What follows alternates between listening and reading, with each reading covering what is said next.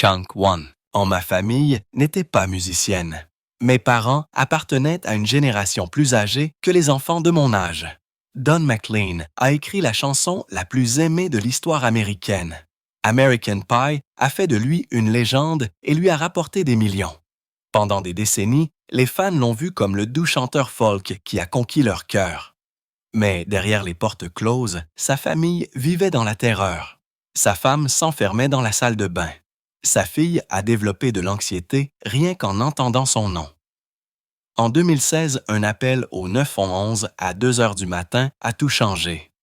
L'homme qui chantait le jour où la musique s'était morte était sur le point d'affronter son propre jugement. Don McLean est né le 2 octobre 1945 à New Rochelle, dans l'État de New York. Son père travaillait comme représentant de commerce itinérant et sa mère restait à la maison. Sa famille venait d'une région pauvre d'Italie appelée Abruzzese, tandis que le côté paternel avait de profondes racines écossaises. Don a été nommé d'après son père et son grand-père, ce qui rendait les choses confuses à la maison puisque tous les trois s'appelaient Donald McLean. Dès l'âge de 5 ans, il était déjà tombé amoureux de la musique. Il passait des heures à écouter la radio et à jouer les vieux disques de Bing Crosby de son père. Il vivait dans une petite maison de banlieue et Don aidait en distribuant des journaux. Ce petit travail allait plus tard inspirer l'une des lignes les plus célèbres de l'histoire du rock. L'enfance de Don n'a pas été facile. Il a eu un cas grave d'asthme bronchique qui a failli le tuer plus d'une fois. Il restait souvent au lit pendant des semaines, incapable de respirer correctement, manquant l'école et prenant du retard. Pendant ces longues journées effrayantes, il appelait sa mère, qui était la seule à pouvoir le calmer. En raison de sa maladie, il n'avait pas d'amis proches et passait la plupart de son temps à la maison à apprendre à jouer de la guitare. Don a dit plus tard que s'il n'avait pas été si malade, il aurait probablement fini par travailler dans une banque et à boire jusqu'à la mort. Il croyait que son asthme lui avait en fait sauvé la vie en le poussant vers la musique. Puis est venu le moment qui a tout changé. En 1961, alors que Don n'avait que 15 ans, son père est décédé d'une crise cardiaque soudaine. Quelques mois auparavant, ils avaient pris leurs seules vacances ensemble à Washington, D.C., un souvenir que Don n'oublierait jamais. Il était seul à la maison lorsque son père s'est effondré et le choc est resté avec lui pour toujours. Il a dit plus tard que cela l'avait brisé, mais aussi libéré. Chunk 2.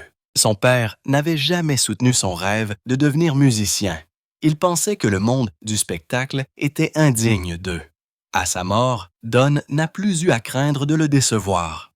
Même avant cette tragédie, Don avait déjà subi une profonde blessure émotionnelle.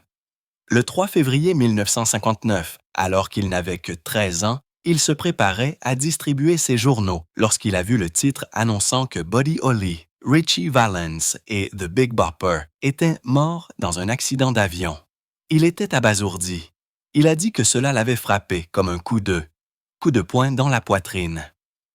Ce matin-là, alors qu'il annonçait la nouvelle déchirante à chaque porte, il était également confronté à sa propre tristesse.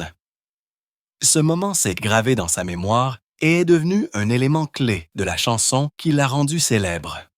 Malgré toutes les difficultés, la famille Don Manadasno a soutenu sa musique.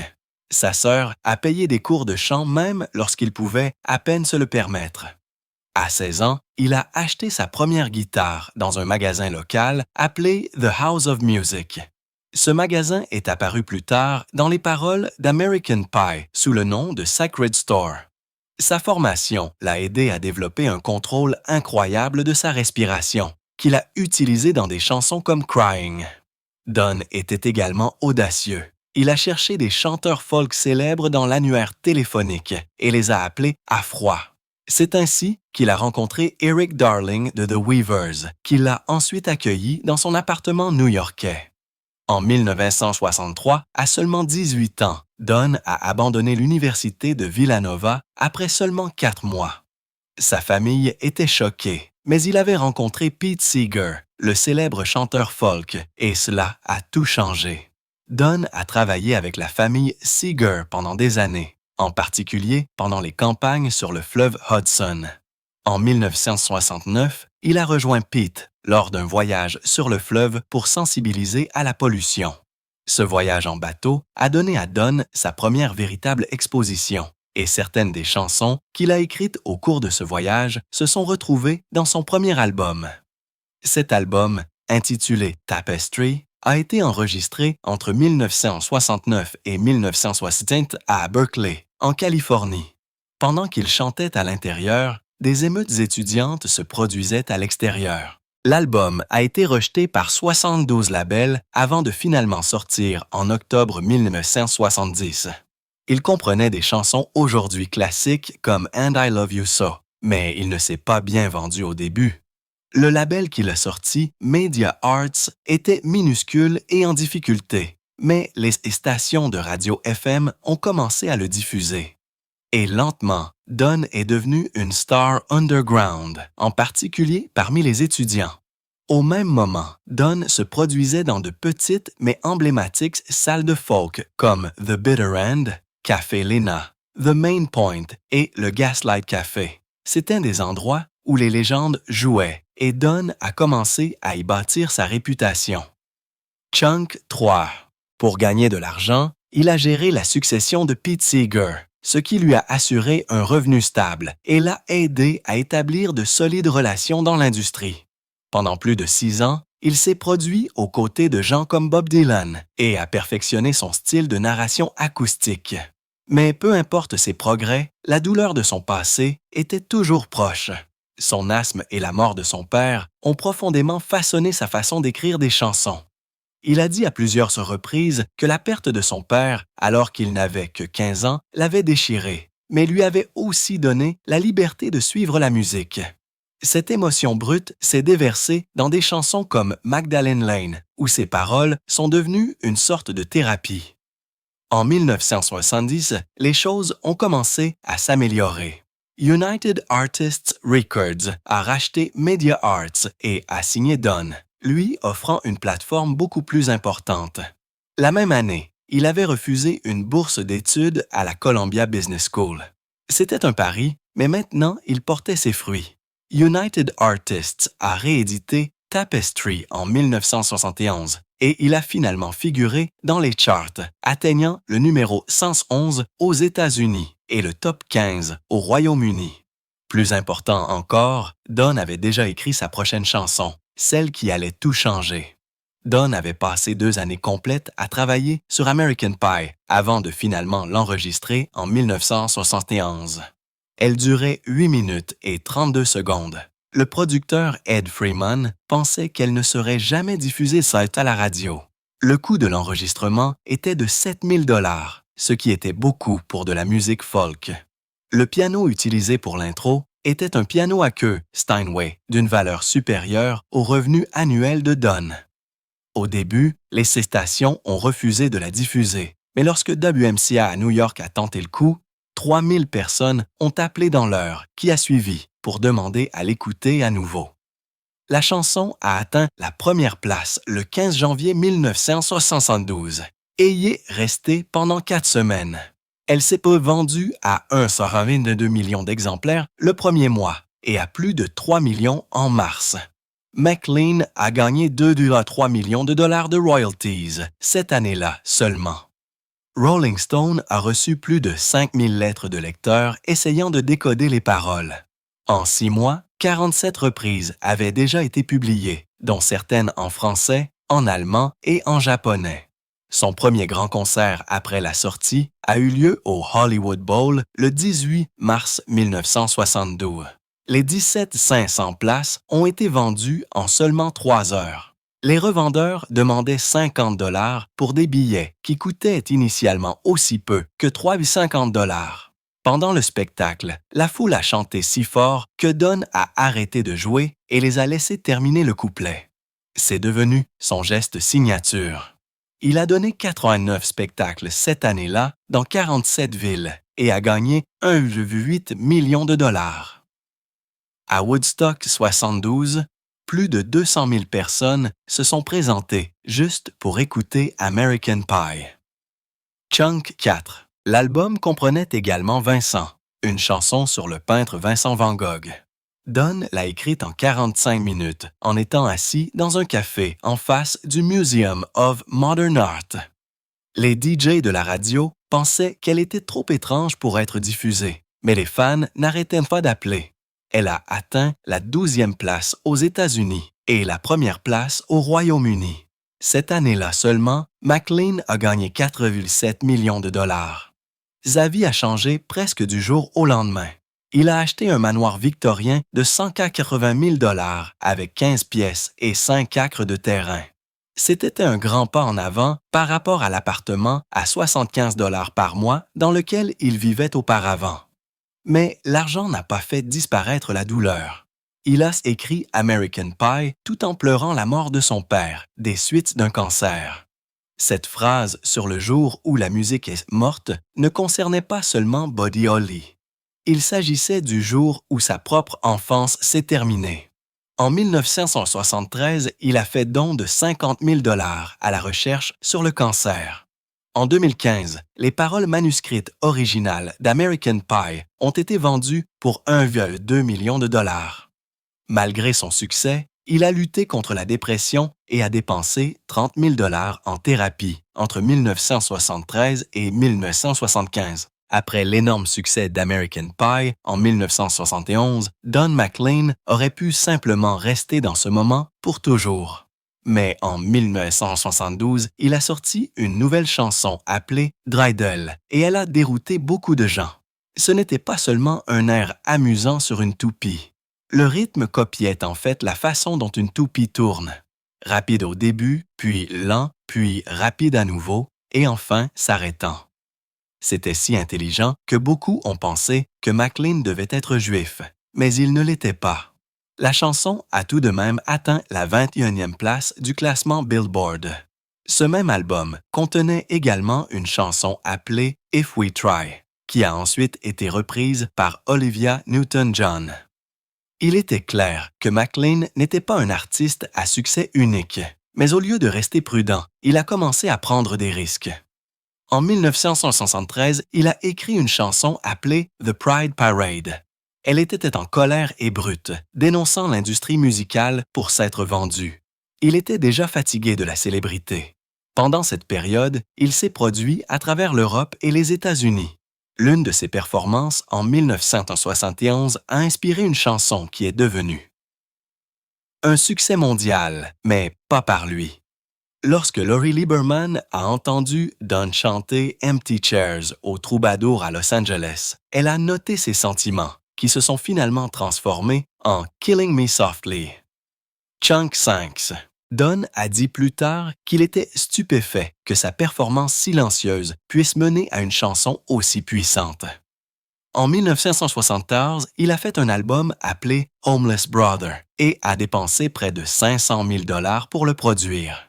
Il était rempli de musiciens coûteux, de sections de cordes sophistiquées et avait même la légende du jazz Youssef Lateef. Mais l'album a fait un flop. Les chansons étaient douces, mais le thème portait sur les vagabonds et les sans-abri. Cela ne correspondait pas. Le premier single a échoué, et bien qu'une chanson qu'il a écrite pour Fred Astaire soit devenue un petit succès plus tard, ce n'était pas suffisant pour sauver l'album. Même le fait que Pete Seeger chante en chœur n'a pas pu renverser la situation. Cet échec a failli mettre fin à la carrière de Don avec les grandes maisons de disques. En 1977, les choses ont empiré. Il a rejoint Arista Records et a sorti Prime Time, mais il n'a même pas figuré dans les charts. Il avait autrefois chanté le jour où la musique est morte, mais maintenant, il avait l'impression que sa propre musique disparaissait. Il ouvrait même ses spectacles avec American Pie au lieu de la réserver pour la fin, comme s'il s'en fichait. Arista avait espéré qu'il rebondirait. Mais cet album a complètement brisé cet espoir. Puis, quelque chose d'inattendu s'est produit. En avril 1980, il a enregistré une reprise de Crying de Roy Orbison. Ce n'était pas un succès aux États-Unis au début, mais la radio néerlandaise l'a repris. Bientôt, elle était numéro 1 aux Pays-Bas, puis au Royaume-Uni, puis en Australie. Lorsqu'elle est finalement arrivée en Amérique au début de 1981, Elle a atteint la 5e place du Billboard Hot 100. Roy Orbison lui-même a déclaré que la version de Dawn était la meilleure qu'il ait jamais entendue. Ce moment a tout changé. L'album qui a suivi, Chain Lightning, avait en fait été enregistré en 1978 à Nashville. Il était resté sur les étagères pendant 2 ans. Mais maintenant, avec le succès de Crying, il a finalement été sorti aux États-Unis le 14 février 1931. Il a atteint la 28e place et a été certifié Or. Il contenait des chansons country, des reprises classiques et des morceaux originaux. L'une des chansons, Since I Don't Have You, a atteint la 23e place. L'album a prouvé que Dawn pouvait encore surprendre les gens et s'adapter sans perdre son identité.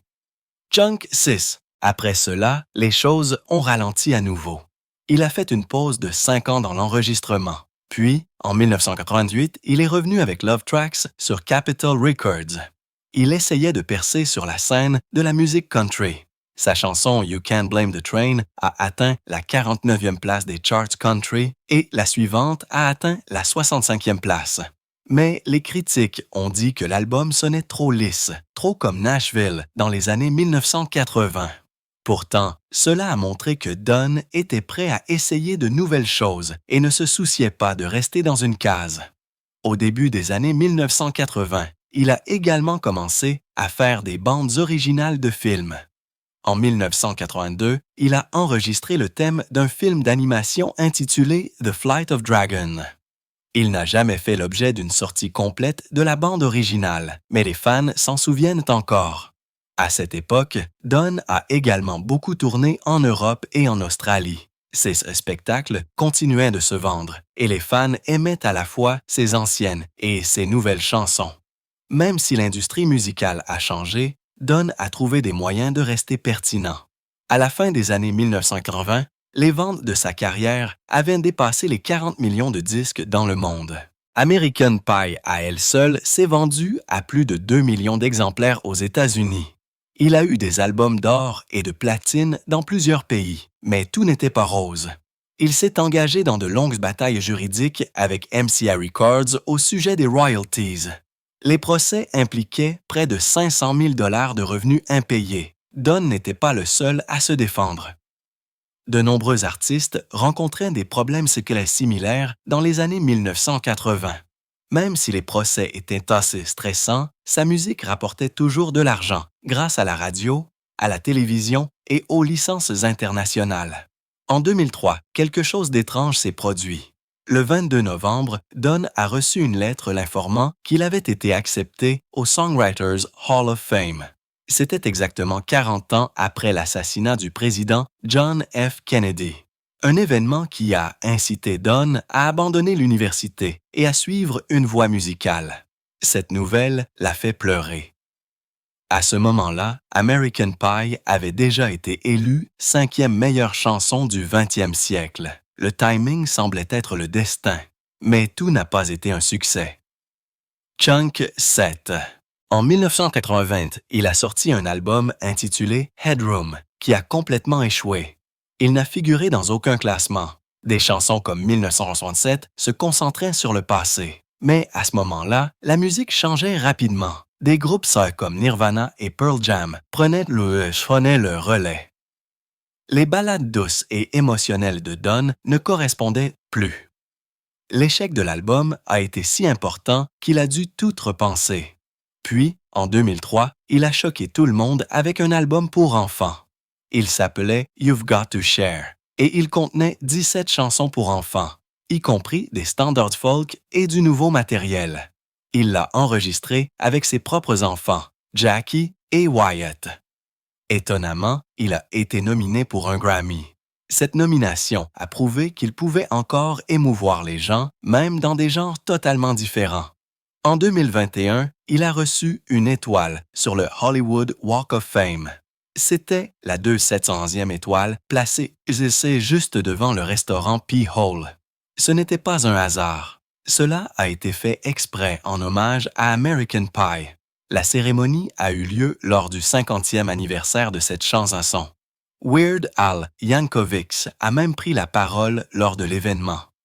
les médias l'ont beaucoup couvert et la tournée anniversaire de Don s'est vendue à guichet fermé aux États-Unis et en Europe. Même après 50 ans, sa musique attire encore les foules. En 2015, ses paroles manuscrites originales d'American Pie ont été vendues aux enchères chez Christie's pour 1,2 million de dollars. C'était le troisième prix le plus élevé jamais payé pour un manuscrit littéraire américain. Les enchères n'ont duré que 4 minutes. À peu près à la même époque, il s'est produit au concert de Garth Brooks à Central Park en 1997 devant près d'1 million de personnes. Ce moment a ressemblé à une autre renaissance. Don a dit plus tard que cela avait déclenché un tout nouveau chapitre de sa vie. Mais derrière toute la musique et la célébrité, sa vie personnelle était souvent sombre. Il a épousé Carol Soven en 1969.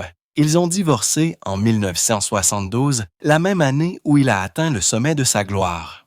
Carol a ensuite bâti sa propre carrière et est restée silencieuse sur la rupture. Chunk 8. Mais des rumeurs ont circulé sur l'infidélité et le comportement dominateur de Don. En 1987, il s'est remarié, cette fois avec la photographe Patricia Schneer. Ils ont eu 2 enfants, mais leur mariage a été difficile dès le début. Patricia a dit plus tard que la rage et le contrôle de Don la terrifiaient dans sa propre maison. Elle a décrit comment il avait ruiné ses œuvres d'art juste pour la contrarier. Dans les années 1990, il avait déménagé sa famille dans un domaine de 175 acres à Camden, dans le Maine. Sa femme et sa fille l'ont décrit plus tard comme un endroit semblable à une secte où Don contrôlait tout. Quelle voiture il conduisait, quels meubles il pouvait utiliser et même comment il décorait. Sa fille Jackie a dit plus tard qu'elle vivait dans la peur constante, terrifiée de perdre son amour ou son soutien financier. Sa paranoïa n'a fait qu'empirer après que ses associés lui ont volé 200 000 $. Il leur faisait confiance depuis des années. La trahison l'a rendu plus contrôlant, plus renfermé. Il a intenté des poursuites pour récupérer son argent. Pendant tout ce temps, il gagnait encore. Jusqu'à 500 000 $ par an rien que grâce à American Pie. Mais le coût émotionnel était élevé. Le vol et l'isolement n'ont fait qu'approfondir les fissures dans sa famille.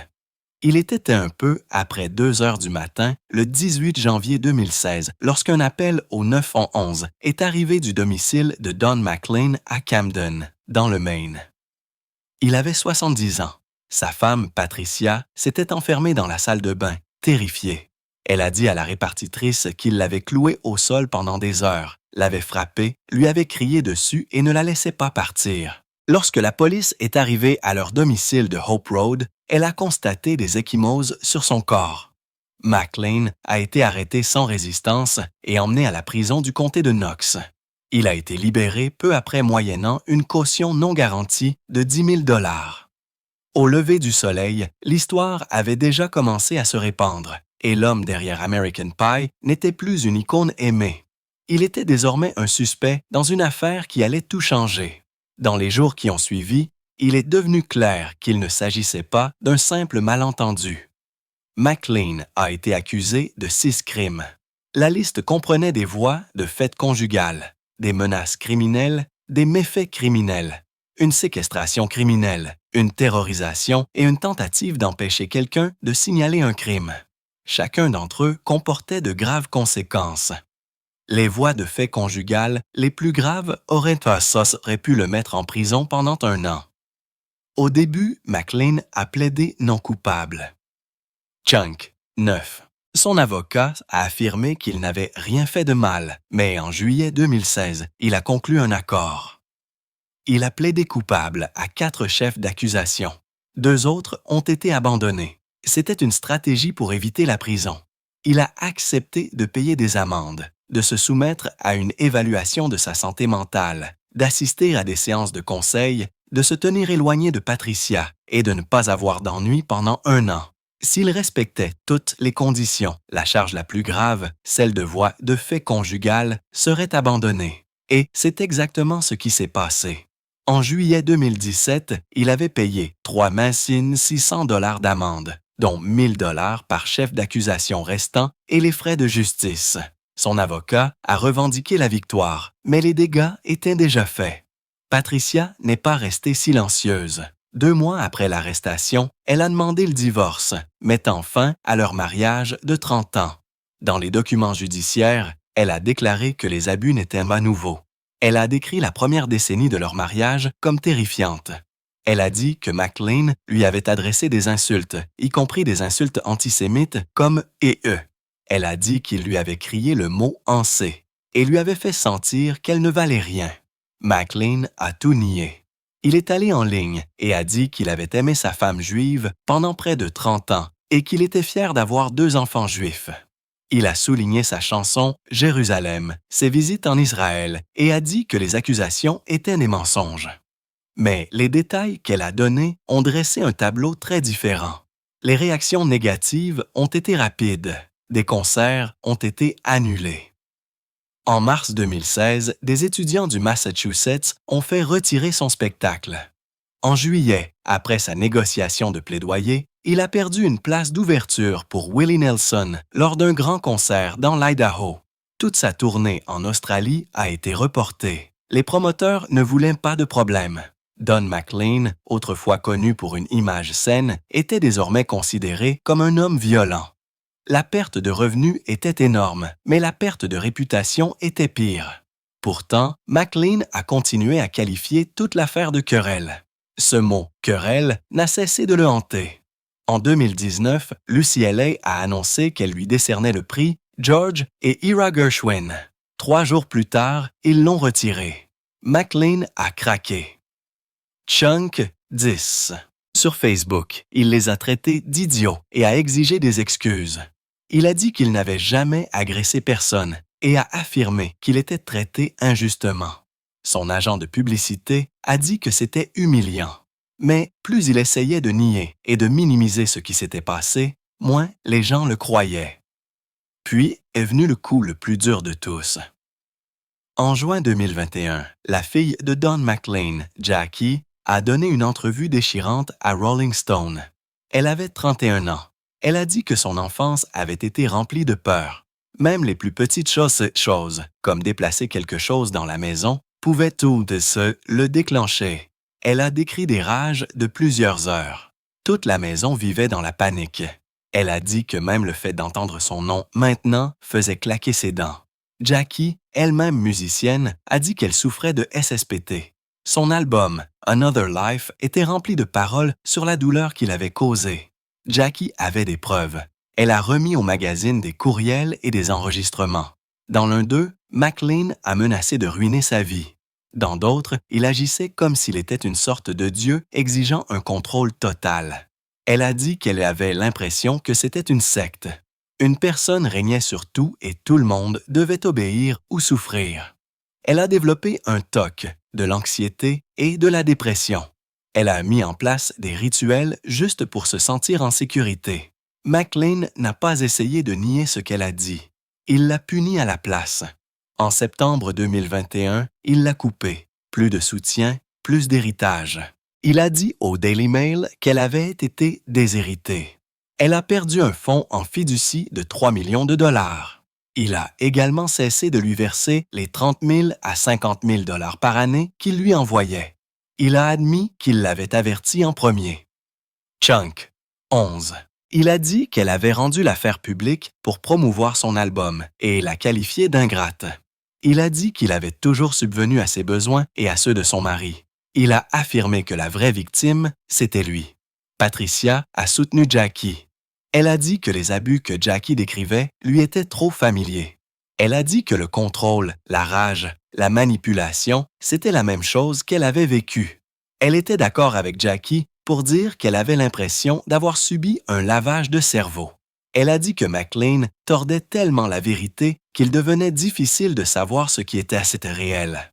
Selon ses propres mots, l'appel au 911 qu'elle a fait en 2016 lui a sauvé la vie. McLean, cependant, a pointé son fils, Wyatt. Wyatt n'a jamais parlé publiquement. McLean a utilisé son silence pour discréditer Jackie. Il a dit que Wyatt avait grandi dans la même maison et n'avait jamais eu de problème. Il s'est qualifié de grand-père.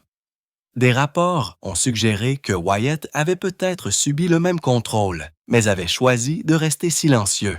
McLean a même dit que sa nouvelle petite amie, Paris Dillon, mettait en colère son ex-femme et sa fille. Paris avait 27 ans quand ils ont commencé à sortir ensemble. McLean en avait 75.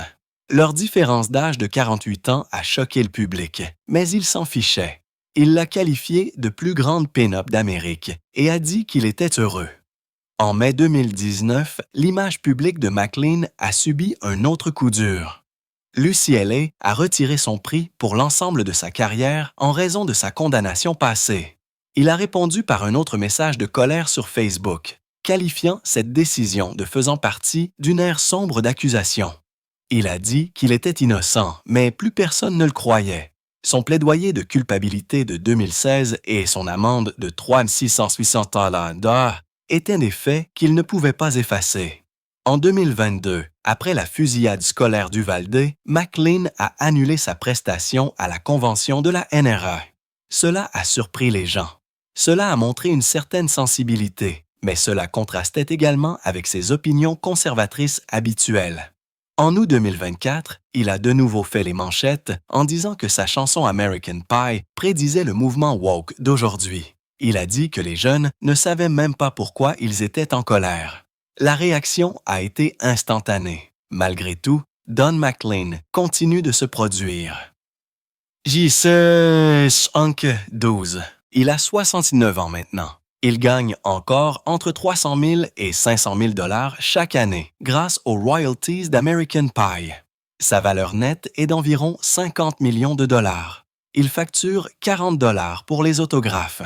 En 2018, il a signé un contrat de 4,5 millions de dollars avec Universal Music. De l'extérieur, on pourrait croire qu'il est toujours gagnant, mais derrière le rideau, sa famille est brisée. Sa fille ne veut plus rien avoir à faire avec lui. Son ex-femme le considère comme dangereux. Et sa réputation, autrefois bâtie sur la nostalgie et une seule chanson, vit désormais sous une ombre sombre qu'aucune excuse n'a jamais levée.